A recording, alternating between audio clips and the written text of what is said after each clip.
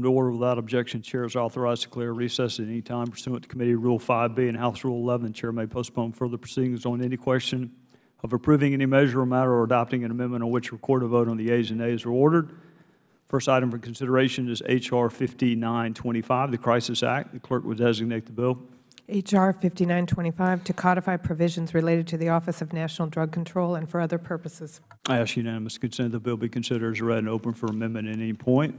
Without objection, so ordered. I now recognize the gentleman from Maryland for his opening statement. Thank you very much, Mr. Chairman. And before I start, I want to commend the committee staff on both sides for all of your hard work on this bill. I know it took a lot.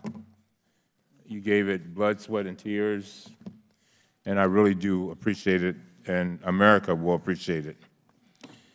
They have devoted many hours and an incredible amount of effort to this legislation. I want each and every one of you to know how much every member of this committee, Democrats and Republicans, appreciate your dedication. The bill we are considering today is a good one. It would increase ONDCP's control over budgets of agencies to help direct resources where they are most needed. It also would strengthen data collection and analysis. In addition, I am also thankful that last night, Chairman Gowdy agreed to 3 additional proposals that I requested, and I am truly, truly grateful. For the first time ever, we will create a treatment coordinator within ONDCP. There's already an interdiction coordinator, and my proposal will help ensure that there's also someone to coordinate efforts to expand the availability and the quality of evidence-based treatment. Creating this position is an important step to enhancing ONDCP's efforts on treatment, which is critical to effectively and efficiently combating this crisis. In addition, we will ensure that ONDCP has the resources it needs to carry out not only its current responsibilities, but also the new responsibilities set forth in this vital legislation.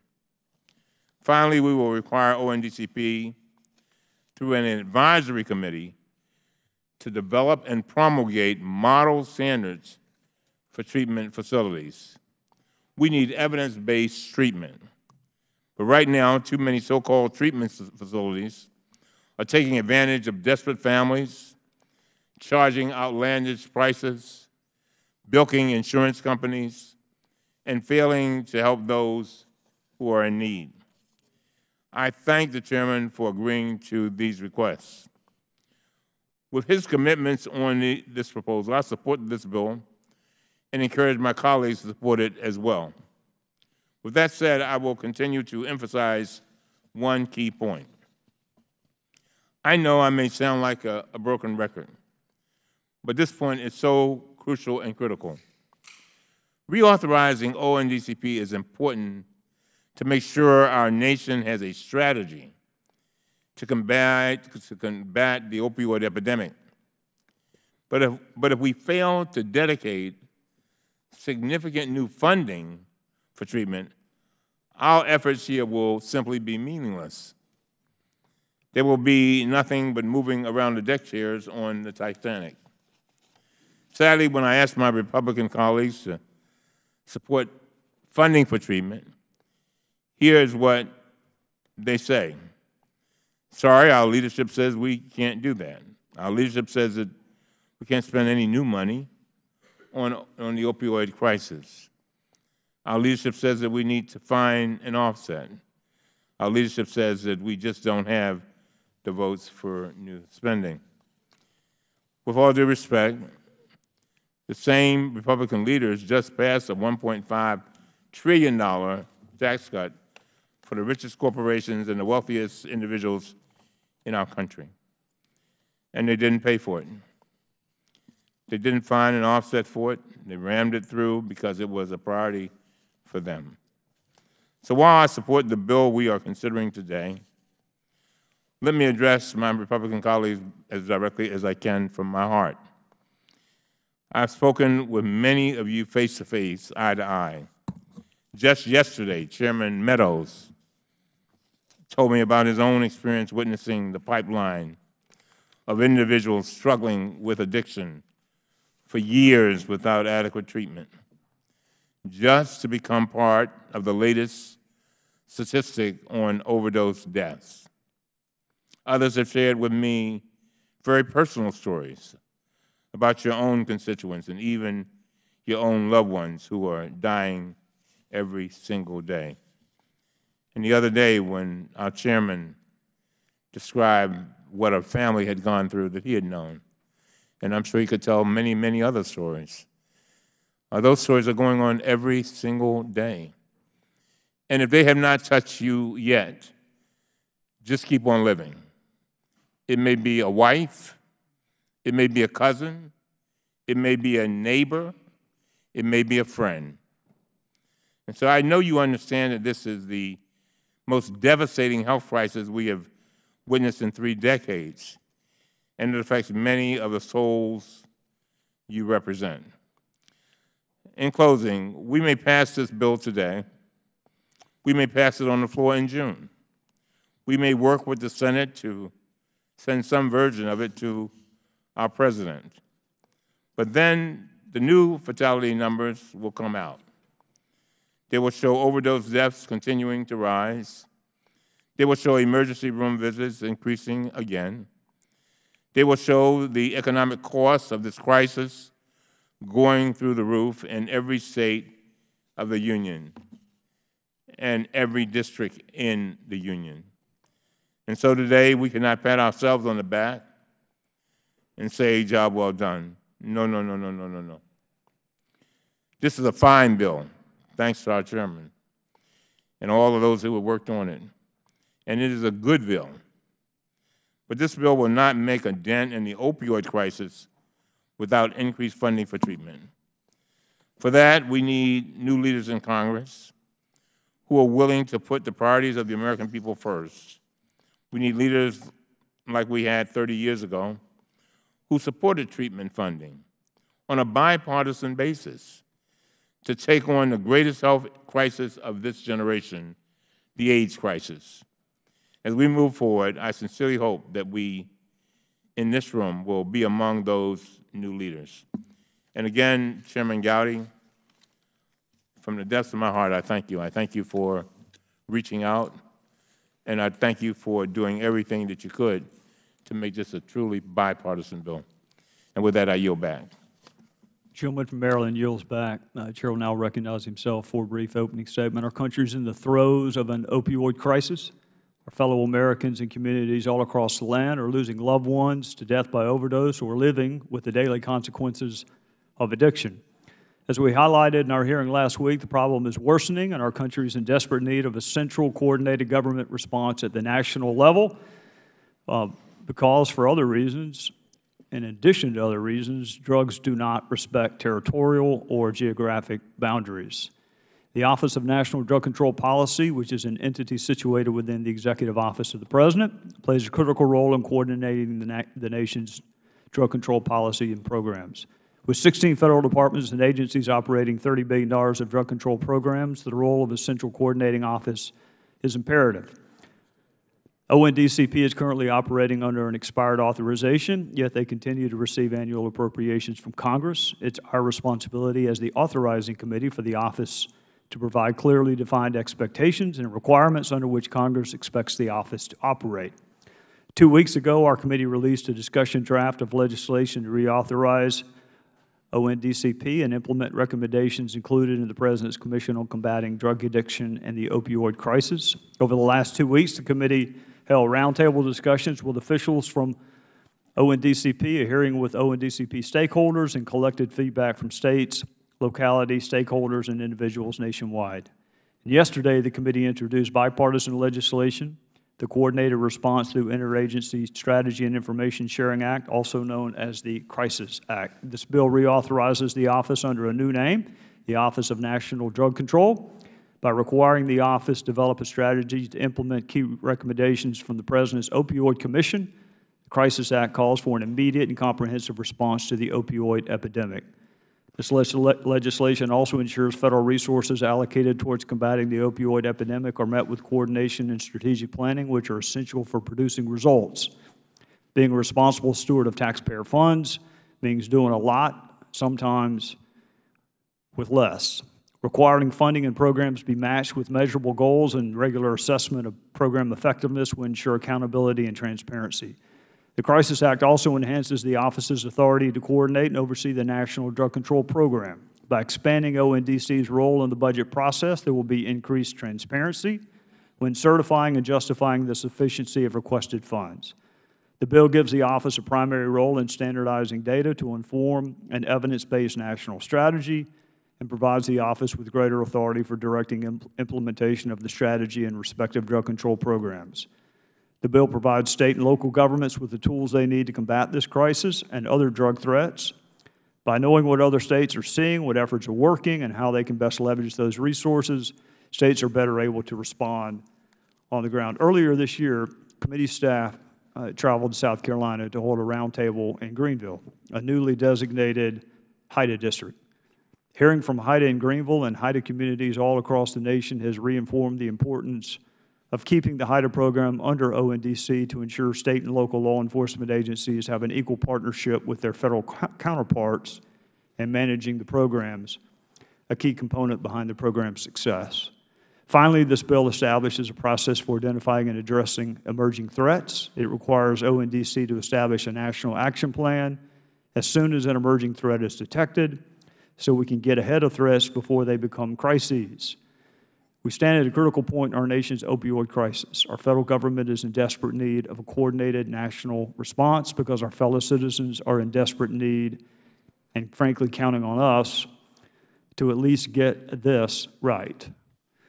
Before I close, I do want to thank each one of the members of this committee on both sides of the aisle and their staffs and their personal offices and the committee staff on both sides, majority and minority, for being able to accomplish something even in a very challenging environment like the one we sometimes find ourselves in.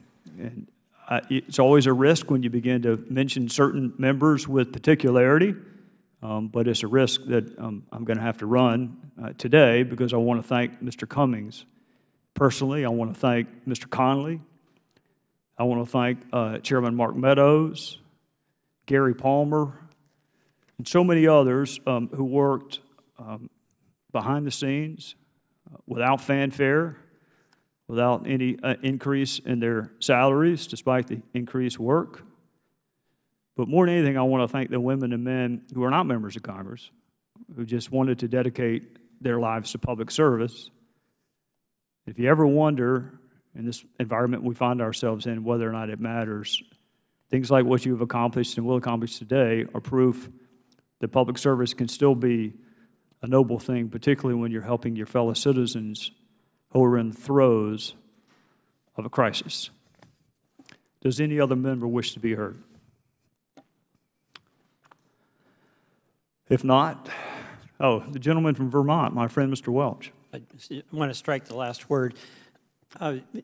First of all, thank you, and thank Mr. Cummings and all the people you thanked. I wanted to just engage in a very brief colloquy with you on a separate matter of an amendment that I was intending to offer, but in view of the bipartisan nature of this bill and some questions about the jurisdiction of this committee, I'm not going to offer it. But if I could just speak to it briefly. Yes, sir. Appreciate it.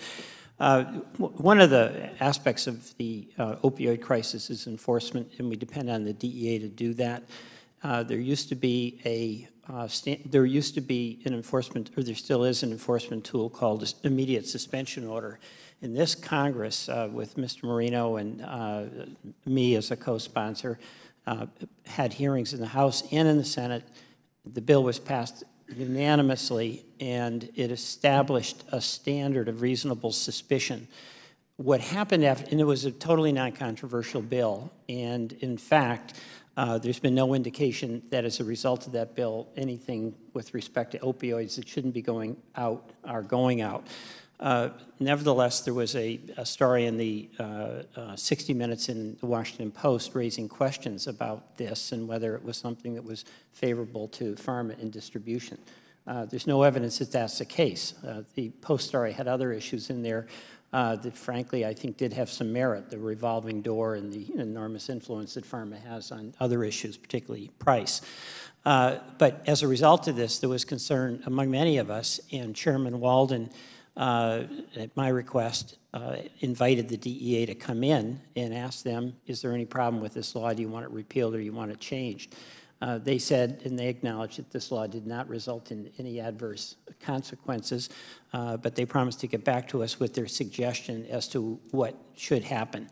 Their recommendation when they got back in response to Chairman Walden's letter was that the law should not be repealed, but they did suggest that the standard be changed to, quote, probable cause, which, interestingly enough, is a higher standard than what the law that we passed included. I've made a commitment to the DEA to make an effort to have the language they're requesting put into law, and been working with Mr. Marino on that. I had intended, as you know, Mr. Chairman, to offer an amendment here, but in my discussions with you and others, it appears that it may be better for that effort to occur in the Judiciary Committee.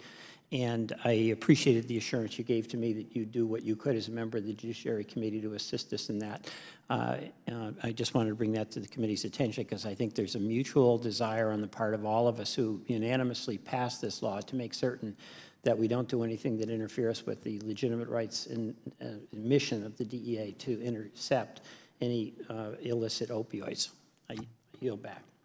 Well, I would tell the gentleman from Vermont publicly what I told him privately. There is not a fair, harder working, more dedicated member of Congress than Peter Welch. And you impressed upon me earlier today how serious you are and how much you desire the consequences that we intended earlier be manifest. And I will work to you as long as I'm on Judiciary. And you're on Energy and Commerce. We've worked together in the past. There's not a working partner that I enjoy more than the gentleman from Vermont, because you are fair, and you're unabashedly progressive, but you are fair. You plead guilty, but you're dedicated to your constituents, and that was manifest in the conversation that we had on the floor earlier today. So with that and our mutual words to one another, you have my assurance. For what purpose does the gentleman from Maryland seek recognition? Chairman, I have an amendment at the desk. Clerk will designate the amendment. Amendment to H.R. 5925, offered by Mr. Cummings of Maryland. I ask unanimous consent that the amendment be considered as read.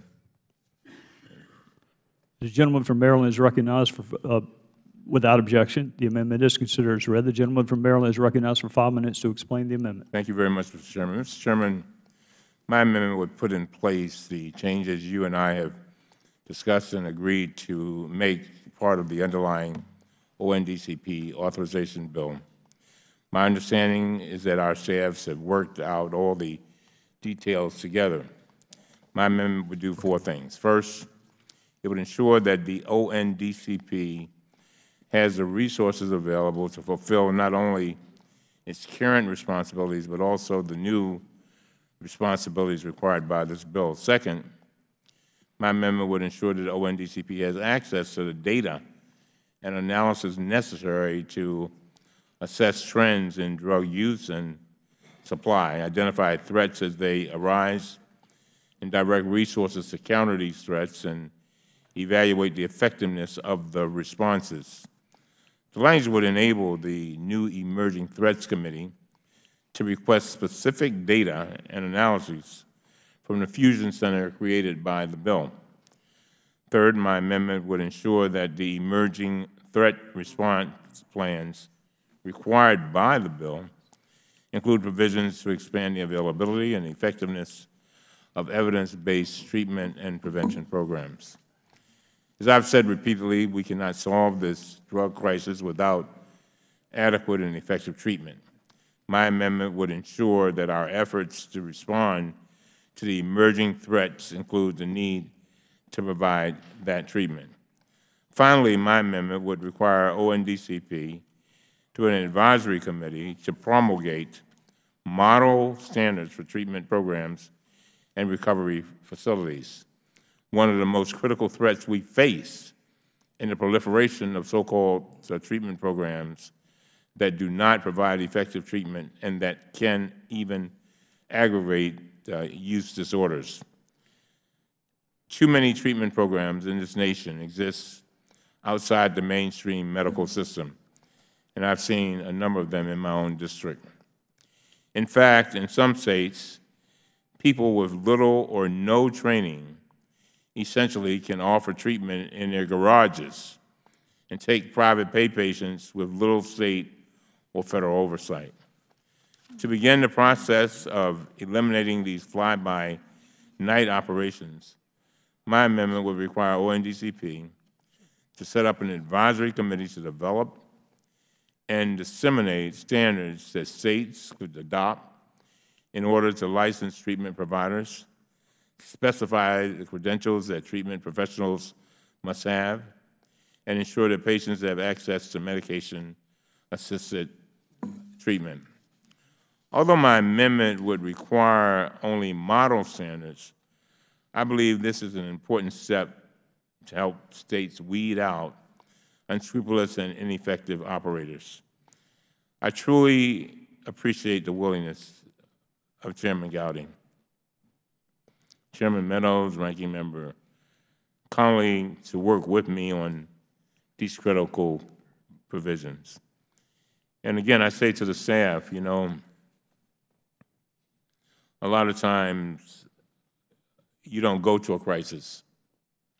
The crisis comes to you.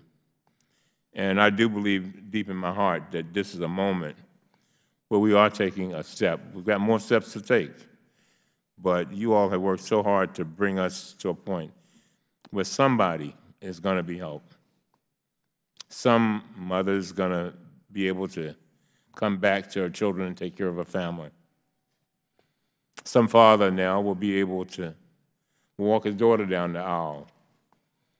And there'll be folks who will not have their child lying to them because they are addicted to drugs and harming them, as I've seen in many, as a trial lawyer and in many instances in my own district.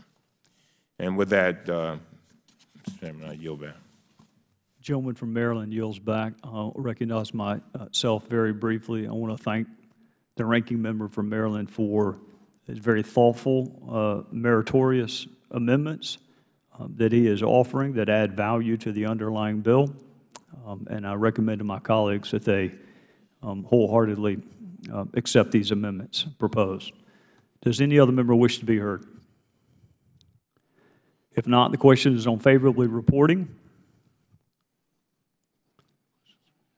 Question is on the amendment offered by the gentleman from Maryland. All those in favor signify by saying aye. Aye. Those opposed signify by saying no. Opinion of the chair, the ayes have it, and the amendment is agreed to. Does any other member wish to be heard?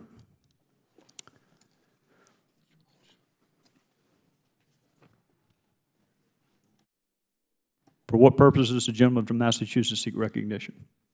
Mr. Chairman, I have an amendment at the desk. Clerk will designate the amendment.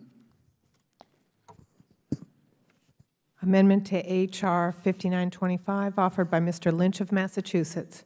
Without objection, the amendment is considered as read. The gentleman from Massachusetts is recognized for 5 minutes to explain the amendment. Sure. Thank you, Mr. Chairman, and the ranking member. Mr. Chairman, my amendment would strengthen provisions in this bill related to the development of the National Drug Control Strategy to help ensure that either the President issues a strategy to guide our efforts to address our nation's drug crisis, or the administration explains to Congress, and specifically this committee, as well as the American people, why such a strategy is not being issued. Currently, we are facing a public health emergency The opioid epidemic is taking 115 American lives every single day. At our hearing last week, we heard a warning that we must expect this crisis to get worse before it gets better.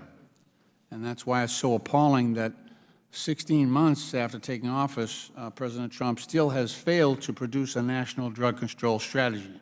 Now, I don't question that he wants to do it. I don't question his motivation or what's in his heart. I'm just saying it hasn't happened. And we're losing 115 kids, some not kids, each and every day. But we don't have a coherent strategy besides the goodwill that is shared by members of this committee across the aisle and members of this entire Congress, House and Senate. We had a very good funding bill that was approved about a month ago, $3.4 billion to try to tackle this problem, but it has to be in pursuit of a larger and more coherent strategy. So the resources have been authorized, but there's no plan. Under the last authorizing statute, the President was required to submit a drug control strategy by February of each year. So last February passed, then this February passed, yet we still have no strategy. That is simply inexcusable under the circumstances. We in Congress need to make sure that this doesn't happen again, and my amendment would accomplish that. Under this amendment, if the President fails to submit a national drug policy strategy for a third year in a row, the President must notify Congress and explain why the strategy was not produced, and then tell us when the strategy will be completed. My amendment would also require that if the President fails to issue a strategy by the deadline, the Director of ONDCP, the Office of National Drug Control Policy, and the Director of the Office of Management and Budget, or a White House official designated by the President, must appear before this committee and the Senate Judiciary Committee to explain why a strategy has not been produced. In 2016, nearly 64,000 Americans died of drug overdoses. 64,000. We lost 58,000 Americans in Vietnam over a 20-year period. We've lost more than that in 2016 from overdoses. In each and every one of our districts, people are suffering. It's time for the Trump administration to do its job, and it's time for us in Congress to start demanding accountability from the Trump administration. My amendment does exactly that, and I ask that my colleagues join me in supporting this amendment. And, Mr. Chairman, I yield back. The gentleman from Massachusetts yields back. For what purpose does the gentleman from Alabama seek recognition? Mr. Chairman, I have an amendment to the amendment at the desk. Clerk will designate the amendment. Amendment to the amendment offered by Mr. Lynch of Massachusetts, offered by Mr. Palmer of Alabama. Without objection, the amendment is considered as read. The gentleman from Alabama is recognized for 5 minutes to explain his amendment. Thank you, Mr. Chairman. I want to commend you and the ranking member Cummings and Mr. Lynch for his amendment. I think this is some of the most important work that this committee has done and that this Congress is going to do. I take very seriously what we're doing here, and as the ranking member Cummings said, we all have stories that we could share of the terrible toll that is being taken on this nation because of opioid overdose deaths. I sat in the kitchen with a couple who were on my board of directors before I became a member of Congress while the coroner brought their son's body down from his bedroom. And we need to do all that we can to stop this. You also said something, Mr. Chairman, that drugs don't respect territorial boundaries. I just want to point out that this bill is a critical step toward dealing with this problem, but we've also got to secure our borders. Fentanyl has become the deadliest drug out there. Senator Claire McCaskill issued a report that showed that the amount of fentanyl crossing our southern borders nearly doubled since 2016. They interdicted 1,370 pounds in 2016. That's enough to kill nearly 300 million Americans. So I think part of our effort to deal with this, we have got to secure a border. That said, I agree with the spirit of Mr. Lynch's amendment, and I do believe we need to introduce an element of accountability in the event the office fails to issue the drug control strategy. I'm offering an amendment to Mr. Lynch's amendment to remove the requirement for a hearing. This amendment will continue to require the President to notify Congress, and if he does not provide the strategy, Congress can then choose to take whatever steps are appropriate, including holding a hearing at the time of its choosing. So I urge the members to support my amendment to Mr. Lynch's amendment. I yield back. Gentleman from Alabama yields back. Does any other member wish to be heard on the amendment to the amendment? Gentleman from Massachusetts. Thank you, Mr. Chairman. I have nothing but enormous respect for the gentleman from Alabama, and he's been working on this issue, and his constituents are equally as harmed as mine and the rest of the members of this committee. This requirement that the director of the Office of National Drug Control Policy appear before this committee is just a layer of accountability that I think is necessary in the bill. We also let the White House send whatever official they feel is equipped to address the questions that we have, and that's our only tool here on this committee on oversight, is to really hold people accountable. You know, my district, you know, I could tell you some stories that make your hair stand on end. You know, just young people taking their own lives because we had a suicide cluster that had a lot to do with OxyContin and heroin in my district. We lost 14 young boys in a period of about 14 months, 18 months rather. We had to set up a residential substance recovery center for adolescents, for kids, children. I don't think anybody signed up for that. And we reached out to our local labor unions, and we built a place with the support of our health center and one of our local hospitals.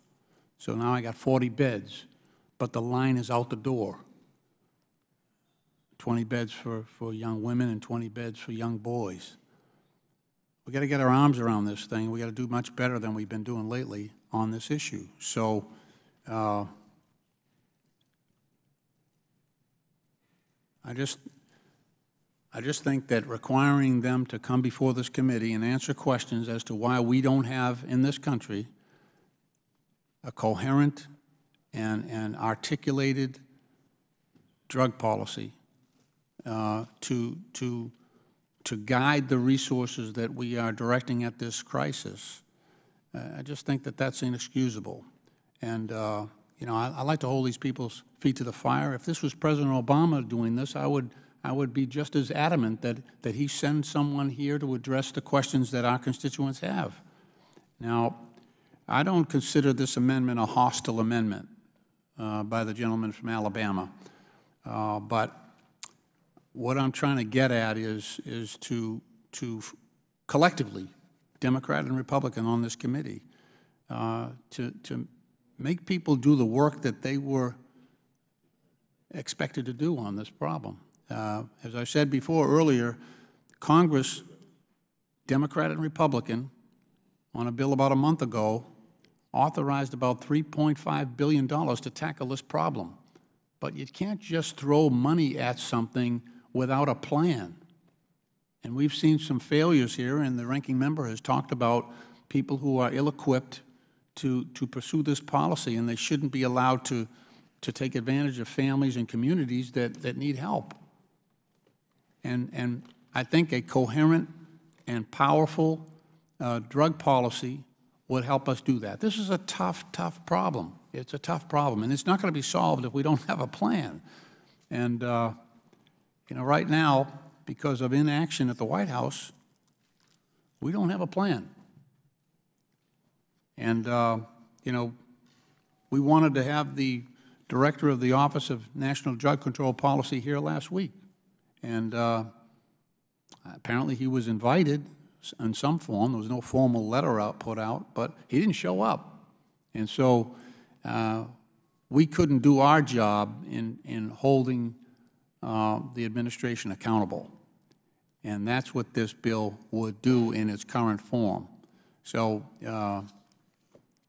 I understand why the gentleman from Alabama is doing this, but I still think it's more powerful if the President knows that he or his representative is going to be called to account before this committee.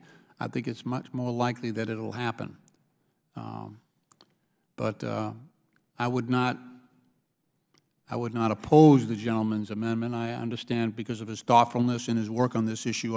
Again, I don't consider it to be a hostile amendment. I just don't see it as powerful in accomplishing our common purpose. And I yield back. The gentleman from Massachusetts yield back. The chair will recognize himself and then yield to the gentleman from Alabama, Mr. Palmer.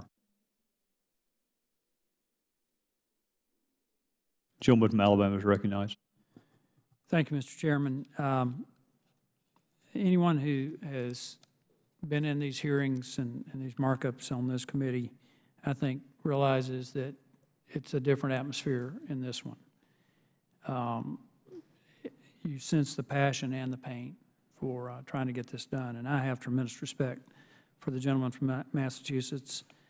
And you mentioned, we talk about the overdose deaths, but you mentioned something that very few people mention, and that is suicide. And we still have no idea how many of the suicides related to opioid crisis.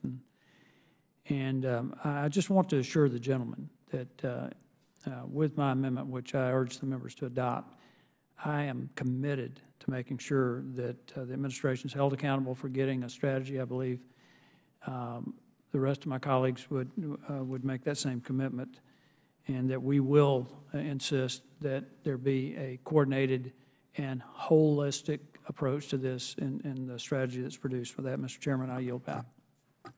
Gentleman from Alabama yields back. Does any other member wish to be heard on the amendment to the amendment? If not, the question is on the amendment to the amendment offered by the gentleman from Alabama. All those in favor signify by saying aye. Aye. Those opposed signify by saying no. No.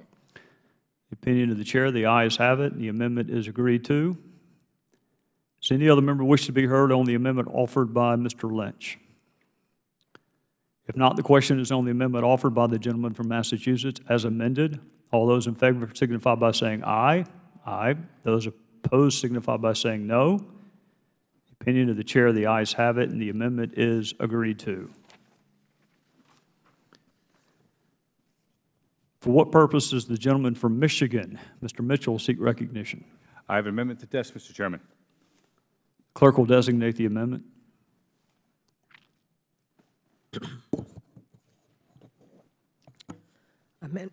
Amendment to H.R. 5925, offered by Mr. Mitchell of Michigan. Without objection, the amendment is considered as read. The gentleman from Michigan is recognized for 5 minutes to explain the amendment. Thank you, Mr. Chairman. First, I note that I'm offering this amendment in cooperation with Mr. Raskin.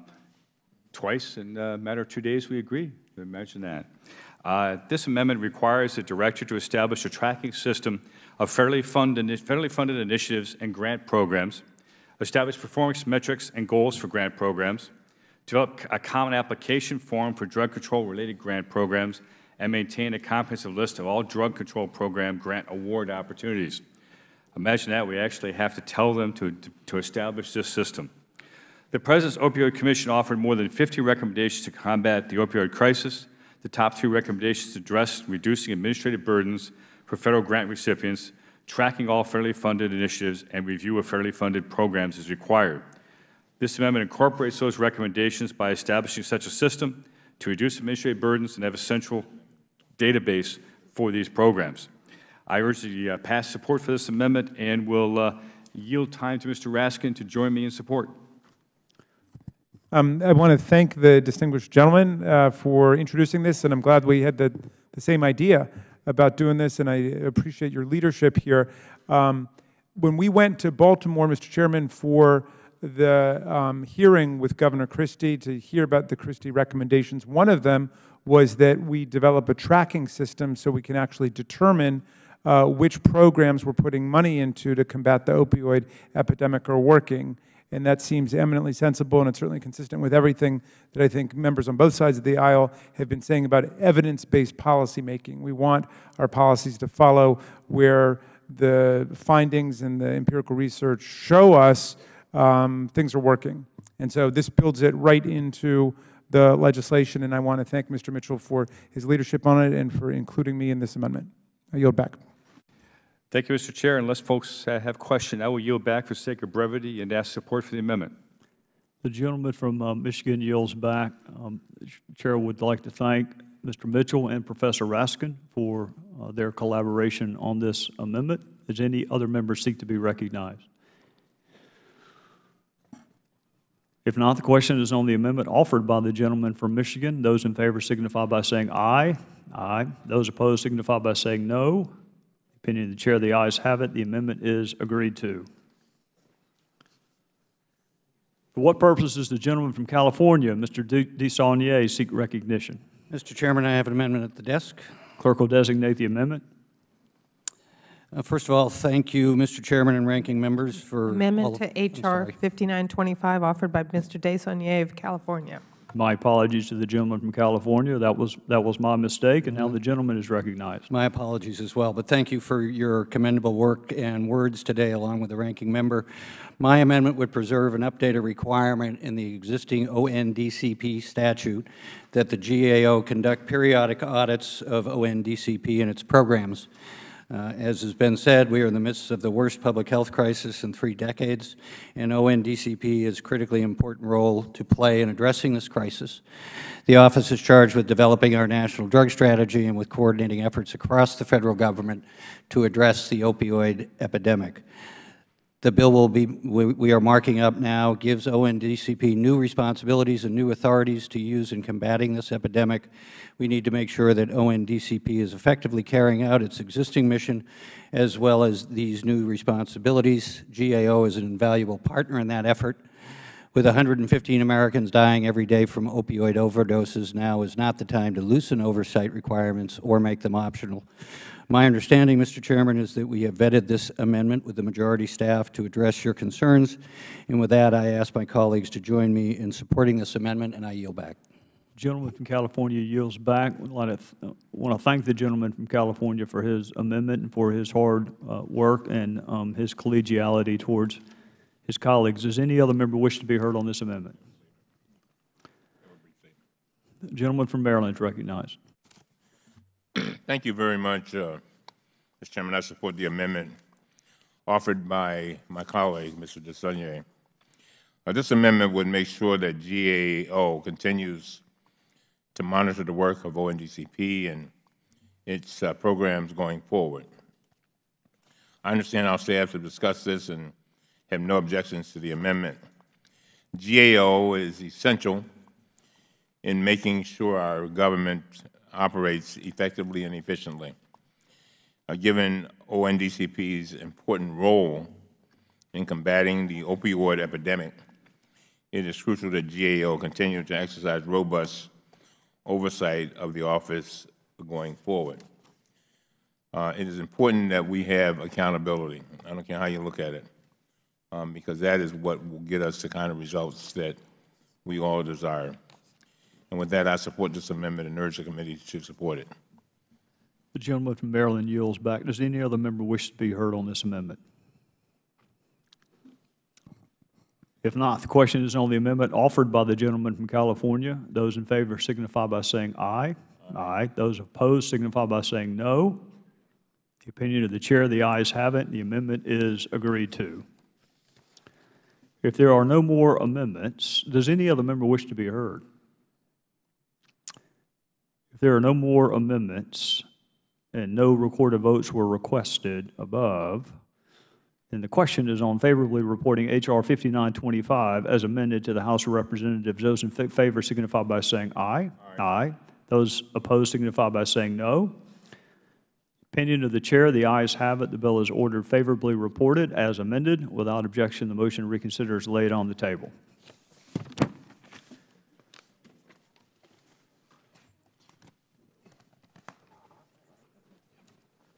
Next item for consideration is H.R. 5415, the GAO-IG Act. The clerk will designate the bill. H.R. 5415, to require agencies to submit reports on outstanding recommendations in the annual budget justification submitted to Congress. I ask unanimous consent the bill be considered as read and open for amendment at any point. Without objection, so ordered. It's my understanding the gentleman from North Carolina, the sponsor of the bill, Mr. Walker, will offer an amendment in the nature of a substitute to the bill. The gentleman is recognized to call up his amendment. Most gracious Chairman, I have an amendment at the desk. Clerk will designate the amendment. Amendment in the nature of a substitute to H.R. 5415, offered by Mr. Walker of North Carolina. Without objection, the amendment is considered as read. The gentleman from North Carolina, Mr. Walker, is recognized for 5 minutes for a statement on the bill and his amendment. Thank you, Mr. Chairman. The Government Accountability Office and the Inspector Generals are the two best sources for recommendations to improve federal government operations. GAO and IG efforts help fight waste, fraud, and abuse and promote effective and efficient executive agencies. GAO and IGs conduct audits and investigations, which often result in reports with recommendations directed to a specific agency. As of May 16, 2018, GAO has issued 1,566 products with 4,827 open recommendations, and since 2014, OIGs have issued over 8,900 reports with approximately 40,300 total recommendations. Now, during the same time period, OIG has identified over $99 billion in potential savings through their audits and investigations and associated recommendations. But those recommendations are only as valuable as the agency's commitment to implement them.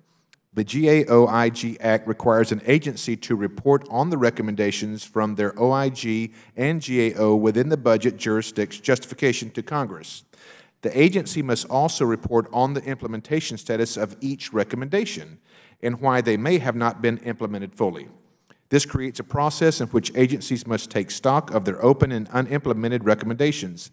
It is my hope that the increased transparency will cause agencies to work toward closing these outstanding recommendations. Congress can also use the new report to improve its oversight activities. This bipartisan legislation will make government better, more accountable, and save taxpayer dollars. I urge my colleagues to support the bill. Yield back.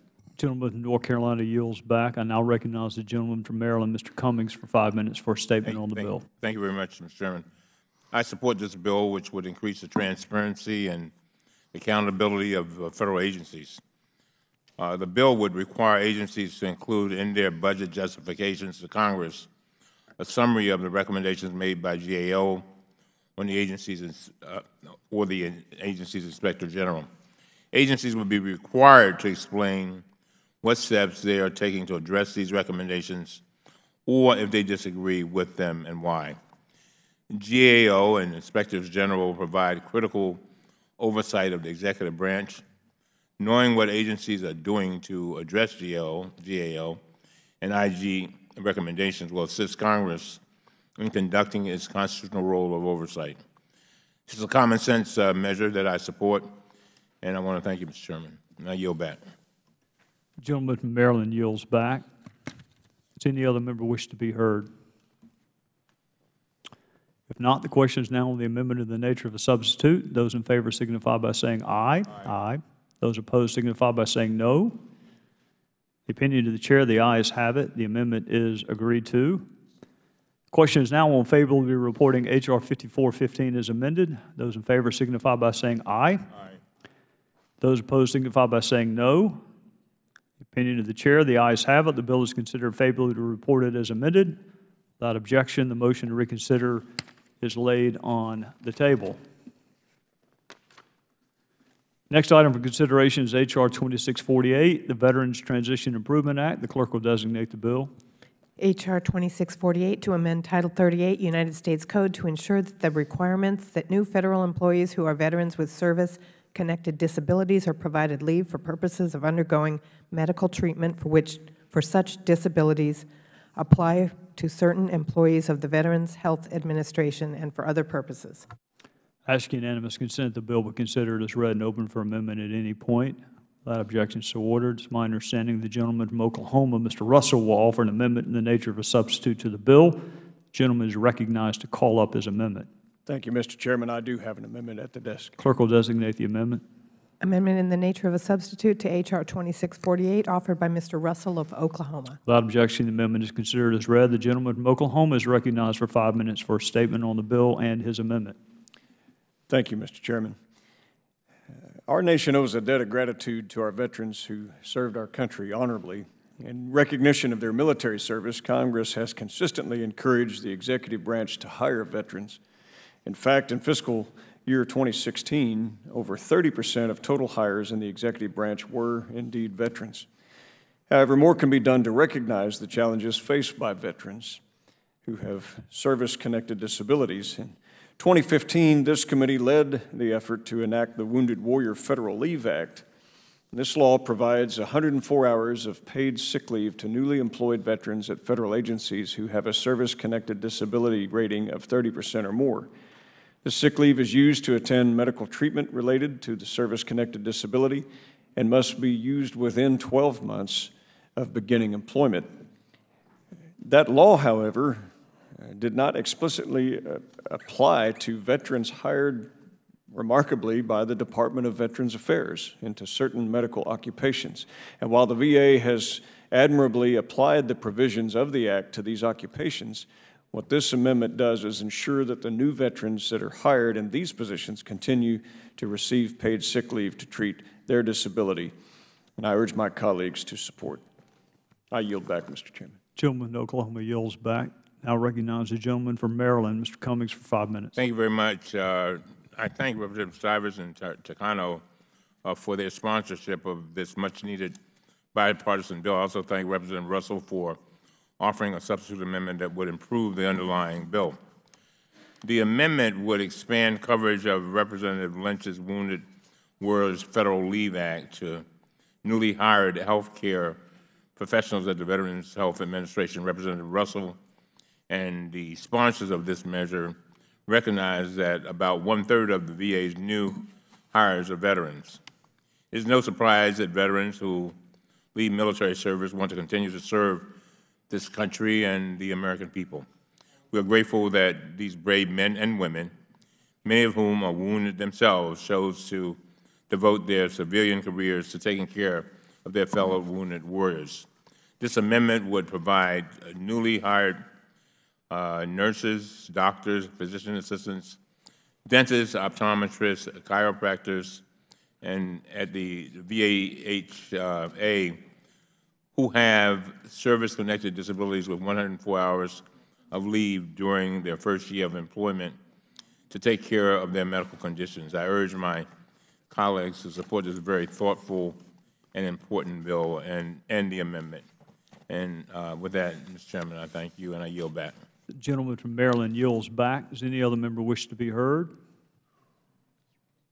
Gentleman from Oklahoma. Mr. Chairman, I would like to thank Representative Steve Stivers for his sponsorship of this bill. He's done an awful lot of hard work, and it's been my privilege to present it here. Gentleman from Oklahoma yields back. Does any other member wish to be heard? If not, the question is on the amendment in the nature of a substitute. Those in favor signify by saying aye. Aye. Those opposed signify by saying no. Opinion of the chair, the ayes have it. The amendment is agreed to. Question is now on favorably reporting H.R. 2648 as amended. Those in favor signify by saying aye. Aye. Those opposed signify by saying no. Opinion of the chair, the ayes have it. The bill is ordered favorably reported as amended. Without objection, the motion to reconsider is laid upon the table. The next item for consideration is the TLDR Act of 2018. The clerk will designate the bill.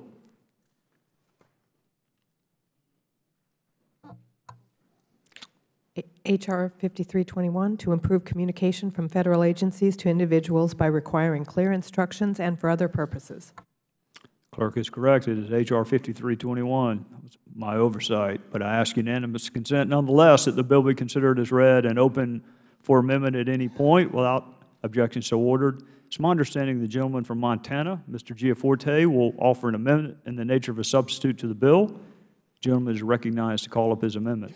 Yeah, Mr. Chairman, I have an amendment at the desk. Clerk will designate the amendment. Amendment in the nature of a substitute to H.R. 5321, offered by Mr. Gianforte of Montana. Without objection, the amendment is considered as read. The gentleman from Montana is recognized for 5 minutes for a statement on the bill and his amendment. Thank you, Mr. Chairman. Often, federal agency communications with the public are confusing and replete with arcane bureaucratic burdens. A recent study found that the federal government has the worst image of any business or industry sector in the country. One way we can improve our constituents' interactions with the government is by clarifying agency communications. For example, some Americans may face difficulty when seeking assistance or aid through federal programs. A constituent of this bill's sponsor, Representative Moulton, recently received correspondence from the Department of Veterans Affairs. The letter provided the constituent with directions on how to access his benefits. When reviewing the letter, the constituent almost missed important information in the letter. Had he not caught this vital information, the constituent would have likely been delayed in receiving his benefits.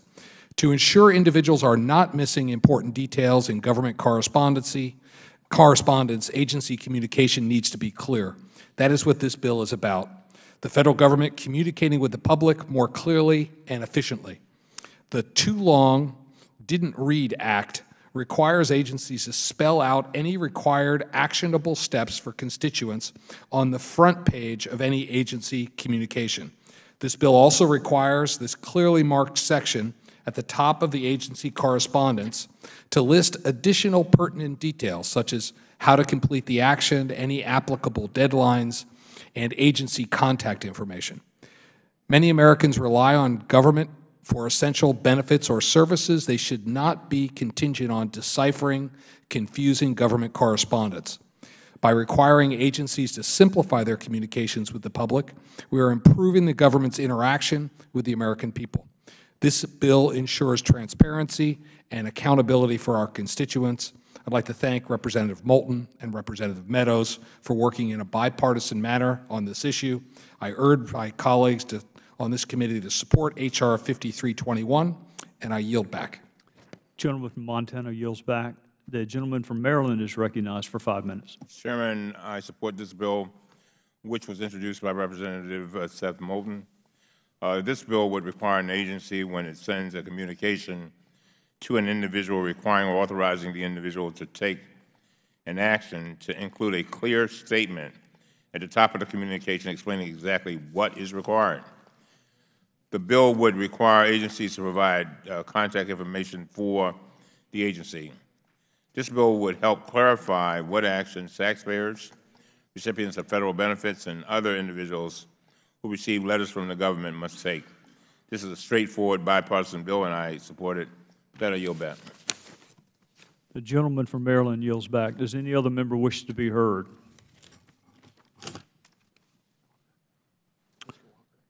The gentleman from North Carolina is recognized. Mr. Walker. Thank you, Mr. Chairman. A 2017 Gallup study found the federal government has the worst image of any business or industry sector in the country, as we just recently heard. That same study also found more than 1 in 5 adults cite dissatisfaction with political leadership and the government as one of the most important problems in our country. 2015 Pew Research study found only 20% of respondents would describe government programs as being well run. Likewise, the public's trust in the federal government remains low. One way for the federal government to improve its relationship with the public is by improving the customer experience. For example, the government correspondence to individuals can be very confusing. For example, a veteran in Massachusetts received a letter from the Department of Veterans Affairs that included instructions on how he could access his benefits. But that individual nearly missed an important detail buried in the lengthy letter. Had he not caught the detail, he would have been delayed in receiving his very benefits. To ensure individuals are not missing important details in government correspondence, agencies' communications need to be clear. That clarity is crucial. H.R. 5321 directs the Office of Management and Budget to require agencies to clearly note important information and instructions on the top page of their communication. The bill applies to hard copy and electronic agency communications when the communication requires the recipient to take action. This clearly marked section on the top of agency correspondence includes whether a response to the agency is required and the action the individual needs to take. The section also includes any deadlines, plus directions for how the individual should complete the action and agency contact information. The amendment in the nature of a substitute actually amends the Plain Writing Act of 2010. The Plain Writing Act requires federal agencies to use clear and concise communications the public can understand and use. The Plain Writing Act also requires agencies to use plain writing in government documents. This bill and ANS will further ensure that federal agencies are clearly communicating with the public to simplify interactions within the government. And again, I would certainly strongly recommend my colleagues to support this bill. And with that, I will... Is the gentleman open for a colloquy? Yes. I believe this is a bill that was brought to our attention by our colleague and friend, Mr. Meadows, and also the gentleman from Massachusetts, Mr. Moulton. Is that right? I believe that is correct, Mr. Chairman. Well, Mr. Meadows is a member of our committee, but Mr. Moulton is not. But I want to take a moment and ask my friends on the other side of the aisle. In fact, I'll ask my friend, Professor Raskin. Make sure you let Seth know how much we appreciate this and a thoughtful bill.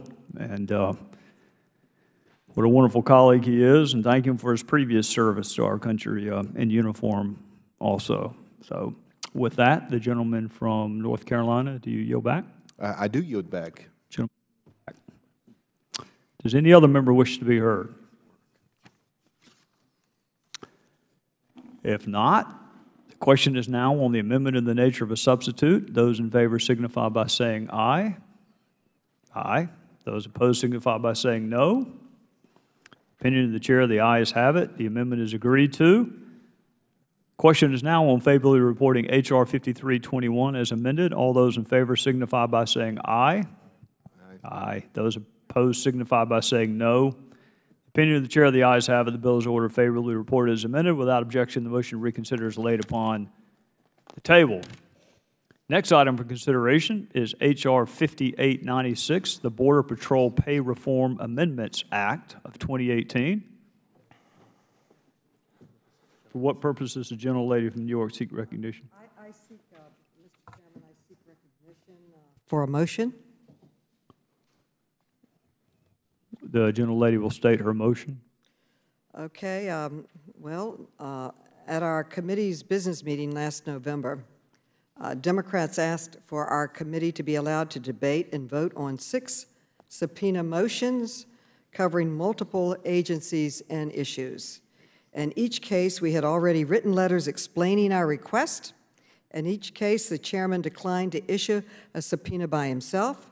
And in each case, we asked for all committee members to have the opportunity to vote on these motions for themselves, which is allowed under our rules, but our motion was ruled out of order.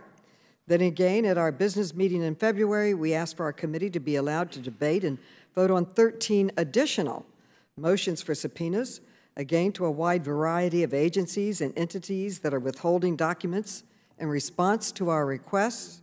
Again, our request was blocked. Again, at our business meeting in March, we asked for our committee to be allowed to debate and vote on 13 new subpoena motions, again to multiple federal agencies, offices, and entities that are withholding documents in response to requests from members of this committee. And again, our motion was blocked. And since our markup in March, we have sent 12 more letters to the chairman explaining in detail our requests for 12 additional subpoenas.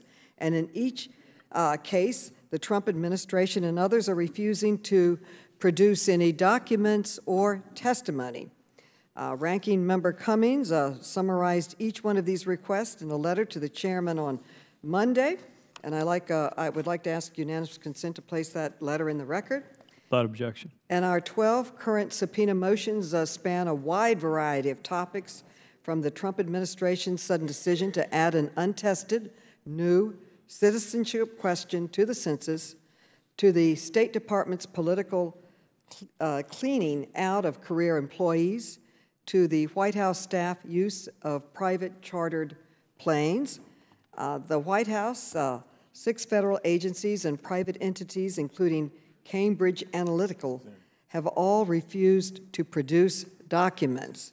And, Mr. Chairman, the last time Democrats made this motion, you denied it, but you also promised to take action. You scheduled several meetings with the White House and government agencies, but predictably, none of these meetings resulted in a single document being produced. We still do not have the documents, and you still have not issued a single subpoena as chairman of this important oversight committee, even for investigations that were bipartisan. Our rules grant us the authority as a committee to vote on a motion to subpoena these documents, but you have consistently refused to let our committee do so.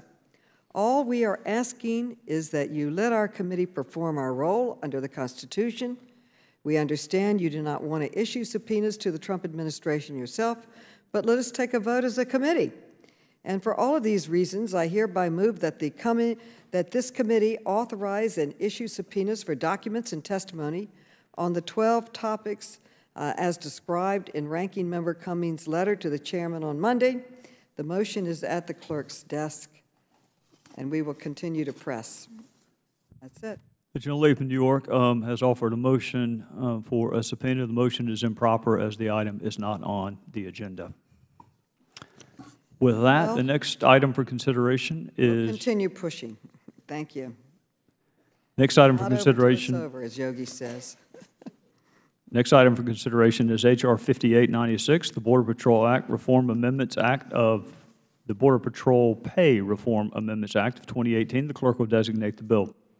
H.R. 5896 to amend Title V United States Code to modify the authority for pay and work schedules of Border Patrol agents and for other purposes. I ask unanimous consent the bill be considered as read and open for amendment at any point. Without objections to ordered, I now recognize the gentleman from Texas, the sponsor of the bill, Mr. Hurd, for 5 minutes for a statement on the bill. Mr. Chairman, I appreciate the opportunity to speak on this bipartisan piece of legislation. I don't care which side of the aisle you're on. There's no debating that our Border Patrol agents are selfless and play a vital role in our national security. And as a member of Congress who represents a district that has 800 miles of the southern border, more than any member of Congress, I'm all too aware of the day-to-day obstacles our Border Patrol agents have to face. Now, as a result of bureaucratic inefficiencies, many Border Patrol agents were not receiving the pay they had rightfully earned, and in some cases were being forced to work dangerously long shifts to make up for the onerous and arcane regulations handed down to them from OPM. The purpose of this Border Patrol Agent Pay Reform Amendment Act of 2018 is to fix this broken system and make sure our agents receive the pay they've earned. I appreciate the willingness of the Customs and Border Protection, the Office of Personnel Management, and the Border Patrol Council to sit down and work toward an agreement on these most pressing issues plaguing our courageous Border Patrol agents. I strongly urge my colleagues to support this bipartisan bill, and I yield back the balance of my time. The gentleman from Texas yields back. We'll now recognize the gentleman from Maryland, Mr. Cummings, for 5 minutes.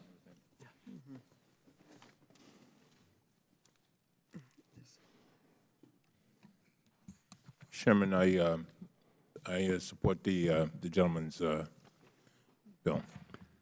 The gentleman from Maryland yields back. For what purpose does the gentleman from Texas seek recognition?